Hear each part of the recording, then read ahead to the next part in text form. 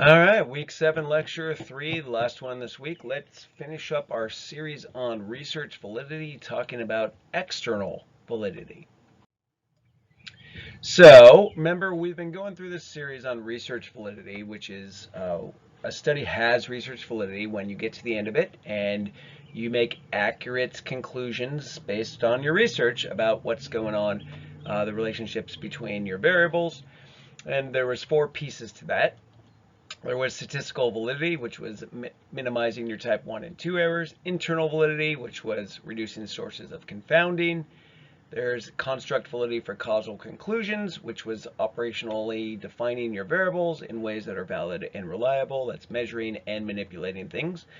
And we got the final one tonight. That is external validity. It's when your study findings generalize to other samples, settings, procedures, variations in how you manipulate or measure things, and times. So we call that external validity. And that's basically when your findings are replicable across variations and procedure and whatnot. So let's dive in. It's not too bad of a topic. So again, external validity is when your findings generalize to other sample settings, procedures, manipulations, measures, times, etc. And how well do your study findings actually apply to the real world? That's the question being answered by external validity. And so if if your findings are real, so they are a truth you've discovered about human nature, they should generalize to the population beyond just the sample in your study, right? They should also generalize to other places, other situations, so variations in methods, conditions, variations in how you define the IV, and outcomes, that is variations in the DV. So that's setting conditions and outcomes. And finally, your findings should generalize, if they're truth, across times. So should be more than just the people at one time. It should generalize to the past and the future. So replication is how you know if your study has external validity. So you're not really going to know based on your dissertation whether you've captured one of the laws of human behavior. It's just sort of other people following up. But one way to get a dissertation done fast is by doing a replication of someone's prior work and just sort of doing a variation on it, which we'll talk about on the last slide. So external validity with regard to participants is when your findings should generalize to a population beyond just your study sample. So believe it or not, we're not really interested in whether there's a relationship between the variables and just the people in your study per se, right? So we want to know, not really, I mean, it's great and all that there's a relationship in your sample, but we're trying to identify things that are going on in the larger population of humans, right? So if your study results only apply to the sample, you obviously did not discover some sort of deep truth about people in general, so why should anyone care? So your sample selection is the key to your ability to generalize your findings to a larger population. We just talked about this earlier in the lectures. So if only college students are used in a study, you really think you're going to be able to generalize your findings to other non-college students? I mean, maybe. Some findings will, some won't, right? So there's cohort differences, for example. Like college students tend to be younger, so using college students for research may not generalize to a larger population, but some things are, big enough effects that they will, or they're common to all people. What if you have mostly women or mostly men in your sample? Can you really generalize your findings to both sexes? Again, it depends. Some things will generalize, some won't, but it does reduce your external validity for participants. So how do we know whether our findings will generalize to other participants? Well, we replicate, or other people replicate, right? So we repeat the study with different types of participants, and that's really the only way you know. So one way to build in external validity for participants is doing what we call sampling for heterogeneity. So you improve the likely external validity of your results by getting a diverse sample in the first place. So you build in sampling variability. So ensuring that the sample is representative of that larger population makes it more likely, right? Remember representativeness, that you're going to be able to generalize to the larger population. So sampling to ensure that both men and women are adequately represented in your study is a great way to be able to increase the likelihood you're going to be able to generalize your results to both men and women. So, a lot of drugs, for example, they only test them on adults. So for teenagers, they don't know the effects. So they off-label put people on drugs that haven't been tested on kids. And so that's actually fairly common, but it is a problem. You don't actually know what's going to happen. You don't know if the results for adults generalize to children. So sampling for heterogeneity may improve your external validity, but it may decrease your statistical validity, because when you got a more diverse group, you've got just sort of more noise, more between group differences in people, and so it makes it harder to reject null hypotheses, for example. You get more noise.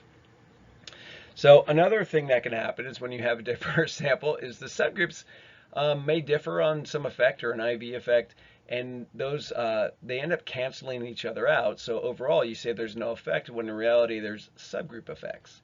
So for example, men might have some positive correlation for two variables, and women might have a negative correlation. When you add them together, you end up with no relationship whatsoever. So you need to, where you suspect that, you need to make sure you have enough statistical power, that is enough n sample size, in order to look at the subgroups separately.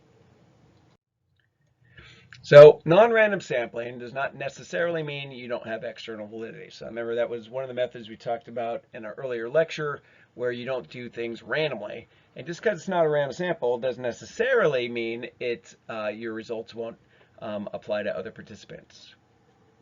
So introductory psychology students, they do have the same eyes, memory, and so forth as the general population. However, studies on eyes and memory and whatnot might generalize, but they might not be representative of the general population when it comes to other things like IQ and attitudes or social issues, etc. So it depends on the topic sometimes whether your results will generalize. So it depends on the topic. So volunteers are a problem we all face because you can't force people to be in your study. So the fact that we only use volunteers for research can be a problem with your external validity. Why is that? Well, people who volunteer tend to be nicer, tend to be more in need of social approval, etc. They also may have particular motives. The opposite could be true. So again, bring up who fills out the customer cards at restaurants. Is that a sample? Can you generalize that to all customers? They're generally people who are really mad or really happy, right? It's not a true sample of the whole range of things, just to the endpoints. So when it comes to demographic groups, your findings should generalize across different demographic groups, unless only one demographic group is of interest, right? So be careful not to define your demographic groups too broadly or too narrowly. I see this all the time. For example, people categorize folks as Asian, and Asian is a really broad category that ignores lots of cultural differences between people. So another one I see all the time is they just say basically anyone under 18 is a child, and that's just kind of goofy. There's huge differences in development between a 10-year-old and an 18-year-old, right? And they just ignores that by throwing everyone in a group, and I think it's kind of ridiculous that they do that sometimes. So differences in cultural beliefs may limit your ability to generalize to other groups. So for example, research on Asian women may not generalize to African American women. We actually have to adjust different ethnic groups differently in our hospital surveys because some groups tend to be harsher, some groups tend to be nicer, and so we actually have adjustments for that we do because it's a known sort of cultural beliefs differ. So again, replication of findings among different groups is your key to establishing that you have external validity of your findings or results across participants. So cross-cultural studies are particularly powerful ways of identifying actual laws of human behavior when they can show an effect is consistent across different cultures. Like, for example, symmetry as a sign of beauty is something that is seen cross-culturally. It's almost universal as a sign of beauty. So it really makes you think, maybe this is one of those true sorts of laws of human behavior. Symmetry somehow is viewed biologically as an attractive trait in a partner. So when it comes to using other species, so that can obviously limit your external validity if you're doing research on rats or whatever, but not always, right? So Pavlov's work with conditioning, it worked on dogs. That's where he found it. That's the bell and the salivation stuff. But it also works in people. So not always, but there's definitely some issues to consider there for using other species. So there's also external validity for settings or conditions or outcomes. And basically, your findings should generalize to other places, situations, variations in methods, variations in how you manipulate the IV, and variations in how you measure the DV. So this one's actually particularly important. And this is where you can get a dissertation, by the way, pretty easy. So findings that have high external validity can be replicated across variations in places.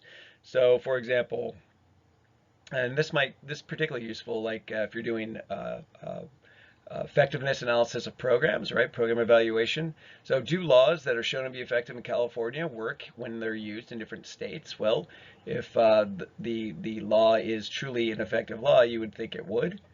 How about situations? That is sort of variations in methodology. So do altruistic behaviors work the same in group versus individual settings? Nope. But that led to some additional information about diffusion of responsibility and those sorts of things, how people are altruistic individually versus in groups. And how about conditions? So you slight variations in the DV. So if I vary my operational definition of my IV, so I'll use pictures of the crime scene versus videos of the crime scene. That's variation. Do I see differences in the outcome? I don't know, but to the extent that I see consistent findings across variations, it suggests my results are more externally valid, right? And the same thing for the DV. So, do I get the same results when I use the Wechsler intelligence scale versus Stanford-Binet? Do I get wildly different ones? Why would that be the case? So these are all like variations in, place, the methods, how you define the IV, and how you measure the DV. And things that are true laws of human behavior should work across variations in these things. So volunteer organizations are a problem just like volunteers overall. So organizations that volunteer to be in your study may differ from others, right? Which causes problems with external validity. And this actually happens a lot. Like when an organization volunteers, they're motivated. So let's say you got a school that volunteers to test some new reading program. I mean, you might get fantastic results that you can't replicate with other schools because those other schools are less motivated. And so that's the problem with volunteer organizations. It's basically the same as the problem with volunteers, period, right? Less motives. So interesting, and something folks confuse all the time is the difference between efficacy and effectiveness. So results found under ideal experimental conditions don't always translate to real world conditions. And that's the difference between efficacy and effectiveness. So what are they? So efficacy is results that you get under ideal conditions. So like scientifically controlled conditions. If you find some drug works or whatever, that's your efficacy. Effectiveness is the results you get under real world conditions. So less controlled conditions in the real world, do you get the same results? And some things are very efficacious but not effective. So for example, methadone treatment was found to be very efficacious for heroin replacement therapy when it was used in randomized controlled trials. When there was tight monitoring, they made sure everyone took their drugs, etc. When they went to neighborhood clinics and tried using methadone treatment, it was much less effective, and they actually had to put additional controls on there because it turned out it had a street value, etc. People were ODing, all sorts of crazy stuff. So it was it had high efficacy and less effectiveness, and they actually pulled back and like they make people come in and take their pills and things like that to try to get closer to those experimental or efficacy results. Anyway, that's the difference between efficacy and effectiveness. So laboratory experiments are frequently criticized because they're kind of artificial, right? Like, they're all controlled and they're artificial, and they might therefore lack what we call ecological validity. So ecological validity is when your findings generalize to the real world. So going from the lab to the real world doesn't always work. It's the same problem with efficaciousness versus effectiveness. So phenomena that are studied in the laboratory should work outside of it, right? You'd think. So antidepressants that you develop in a lab or political ads, they should work outside the lab as well, or what use are they? So the way you figure this out is you do field research, like they did with methadone, for example, to determine the external validity, whether you've got ecological validity of your results. And there is sort of this balance between internal validity and external validity because you get more control in a lab but you lack your ability to generalize your results outside of your little controlled experimental lab. So for example, labs provide more control and hence you end up with better internal validity for your results. If you get to the end, if you see differences, it's due to the drug or whatever it was you were manipulating. But they're artificial, which can limit your external validity. There's also pretest sensitization, which we've talked about before in the internal validity chapter. So repeatedly measuring the DV not only affects your internal validity, but it can also negatively impact your external validity. Again, being asked to keep a diary of your angry thoughts, and that's the DV for a study, it can have more impact on your subsequent angry thoughts than the anger management, right? Treatment. So, your results can be influenced in ways you don't expect from sensitizing folks to the dependent measure. So finally, we've got external validity for time. So findings should generalize to other times. High external validity results generalize to both the past and the future. So history confounds, again, this is a repeat from the internal validity lecture, is when study findings are specific to a specific period of time because of events surrounding that time. And it's when the IV is confounded with other events that occur in time. So work programs, for example, are probably particularly effective during bad economic times, but less effective during good economic times, right? Because folks don't need them as much. There's also generational confounds, and this is when you get results that are specific to a particular generation because of idiosyncrasies about that generation. So like some of my favorite examples, those scary driver's ed videos that they used to show in the 60s, they probably make kids laugh today, right? They're corny. And other interventions, for example, Reefer Madness is actually a musical now, so my guess is it's not going to be particularly effective with the current generation for reducing marijuana use, right? So replication, finally, is our key to knowing whether your study has external validity. That's knowing whether your results stand across variations in participants, settings, times. You got to replicate it. So no single study proves anything, just to repeat from very early in the course. Only results that are repeated across participants, variations, settings, and times are considered truth. That's how we know what's real in terms of effects. And they establish when a relationship exists and also, variations when it doesn't exist, when things don't work. So does it work in cities but not the country? Does some intervention work at nights but not during the day? Does it work for young children but not adults? These are all established by doing follow-up studies and replicating things with variations.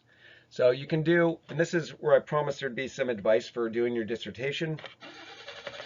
You can do exact replication, and exact replication is when you repeat the exact methods of some other study, and they usually won't let you do that for a dissertation because you're just repeating what they did. Plus, it doesn't really add to the literature except very much, right? So what they really want you to do is what's called a conceptual replication. This is where you kind of repeat what someone did in a prior study, but you vary something. So you actually test the external validity of the findings. So you'll use slightly different procedures or different methods for the independent or dependent variable, different sample, etc. So use study stories instead of videos to study propaganda, for example. That would be, you're still replicating the idea, but you're changing things a little. That is an easy dissertation.